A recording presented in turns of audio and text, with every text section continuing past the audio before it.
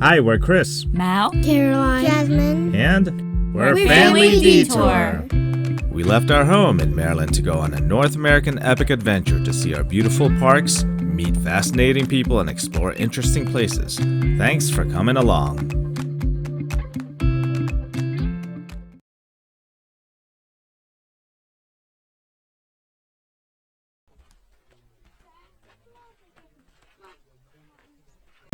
In a quarter mile, turn right onto Snoqualmie Parkway.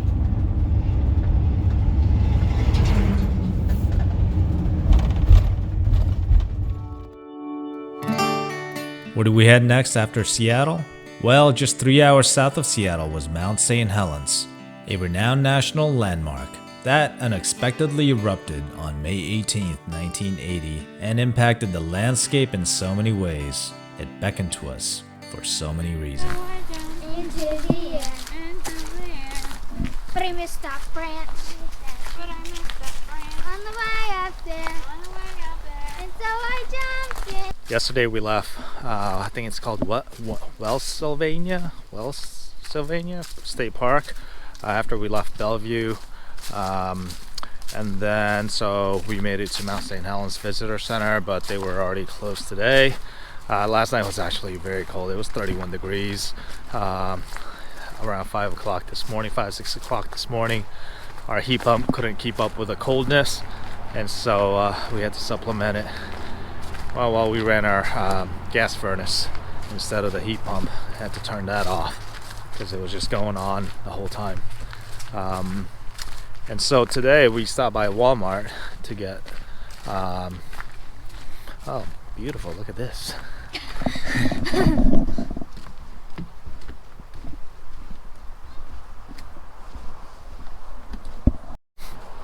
So today we got a plug-in space heater. Hopefully we can just use that instead of using our propane. Also filled up on propane. We're running a fourth, which is probably still half of the way. So we're taking a hike around the visitor center now, and then we're gonna, oh, those are beautiful. And then we're gonna camp out at Sea Quest campground right across the street, which is a state campground.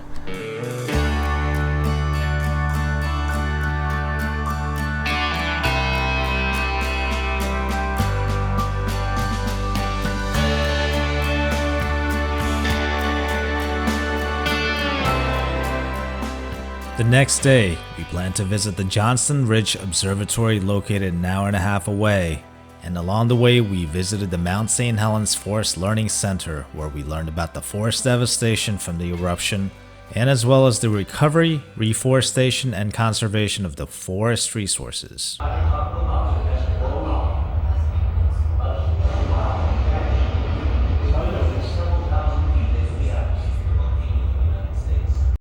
So there's something called the silent zone, because sound travels up. The sound of the blast travels up. This area didn't get any noise at all. So there's a guy who was 9 miles from the crater who heard nothing but the trees snapping and thrashing, but no explosion. It's because the sound of the explosion actually went up to the upper atmosphere and then bounced back down. The same thing here. So people in Seattle 20 minutes after the eruption were startled by a series of very loud bangs that sounded like guns fired a short distance away. Same thing in Eugene, Oregon, but nothing in Portland.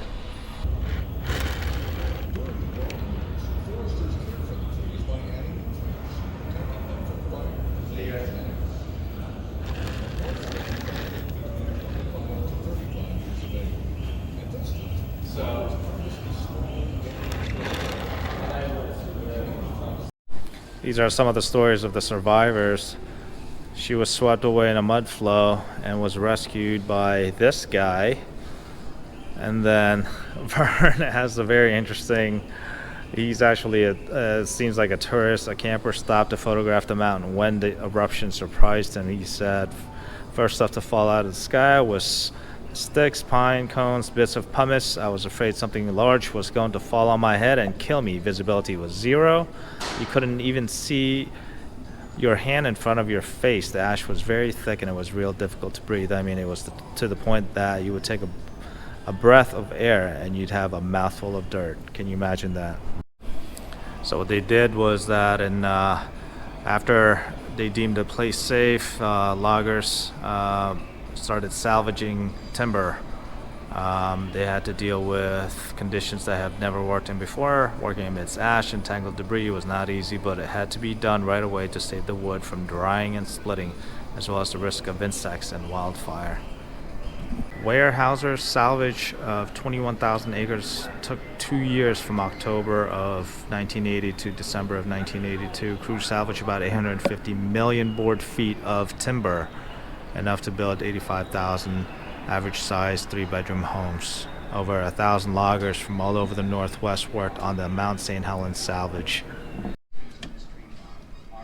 Time to fly.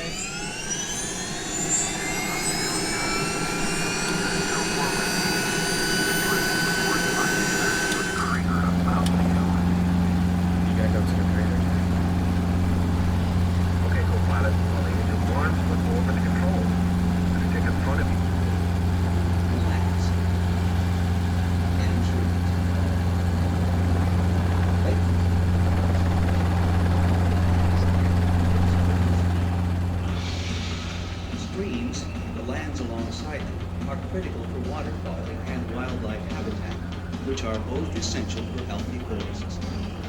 These areas are now protected and will be preserved. That means that in time, the trees along these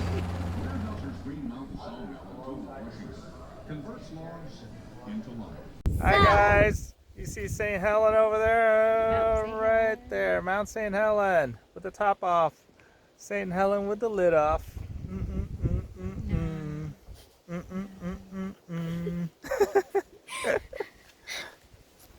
We're on top of the world. Okay. That's not how the song goes. Was Papa doing a really weird video? He got like a bunch of things wrong.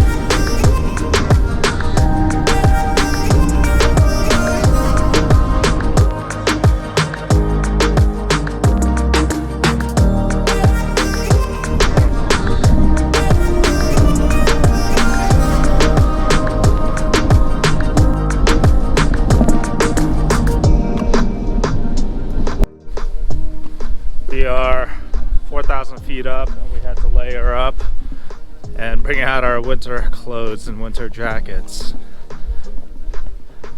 Mal is wearing 2 layers of pants and probably 5 layers of top clothing. Look, she has like 2 down jackets, 1 vest and a jacket. Oh, look at that.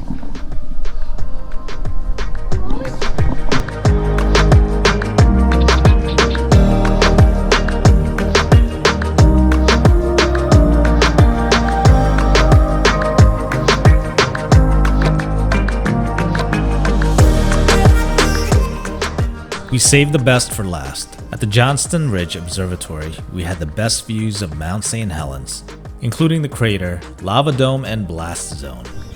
It was frigid, and we had to dig out our winter coats in order to properly enjoy the highly elevated visitor center. Once we were outfitted, we explored to our heart's delight, watching videos, going over interactive 3D maps of the eruption, and reading the experiences of what it was like for people living in the area. Papa, I'm just waving my leg. departing trailhead sign, going east on the boundary trail for the guided hike, myself plus 5. We took a ranger-guided 2-hour hike along the Boundary Trail. We learned about the events leading to the 1980 eruption, including when they started noticing the bulge that gave the volcanologists initial signs of activity with the volcano. A higher silica content rock, so it's a lighter gray color, and it is a lot thicker. The 1980 eruption was the deadliest and most economically destructive volcanic event in U.S. history. 57 people were killed, 254 homes, 47 bridges, 15 miles of railways, and 185 miles of highway were destroyed. Area indicating magmas coming up into the system. Here in Mount St. Helens, it was actually really unusual what was happening. Those me too. Have seen already. This is from Gary Rosenquist. These are the iconic photographs of the first few moments of the eruption. Here is 8:27 a.m. Okay, so he was 11 miles northeast of the volcano. Maybe easily mistaken for a cloud or something else. Photographs takes about a minute or so from start to finish. The explosion is starting at the side and a little bit at the top. One is considered an inky black, and the other. Somewhere down there, there's a herd of elk. There are 2 somewhere over here as well. It's returned with a little bit of vim in 2004, 2013. Look at that. It is gorgeous down there.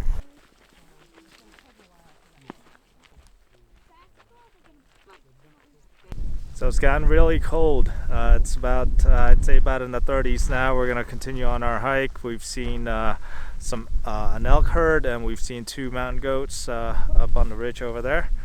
Anyway, check you guys out.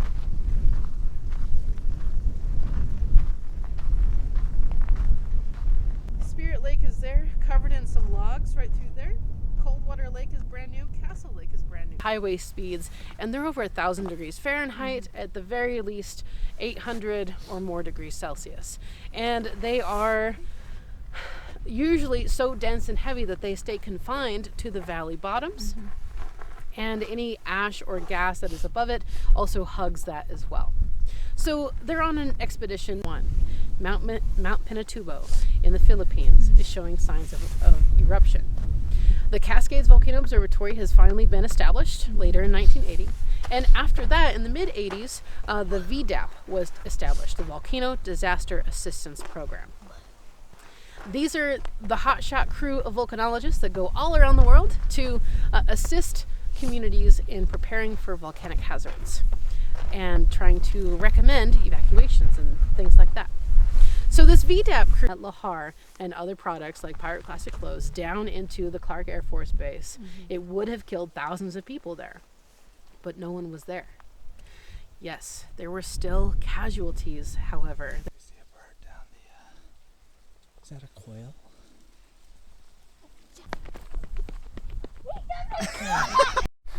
So Caroline, what did you see and what did you learn today? We saw a herd of elk, and we learned that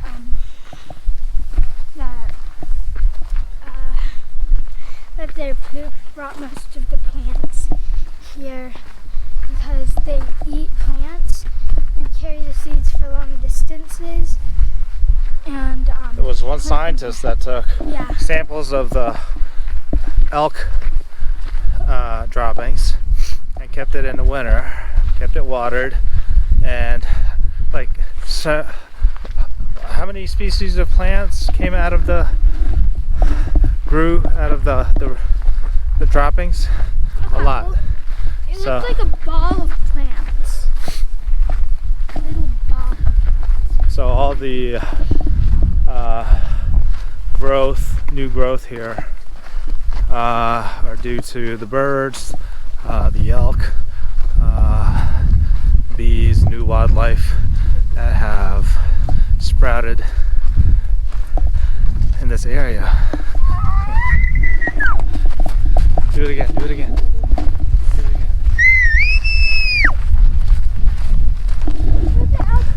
learned a lot about the volcanoes and the volcanologists that really sacrificed their lives and to help study these volcanoes and monitor them. So yeah, we learned a lot. It was a great hike. It's a short 1 mile each way hike,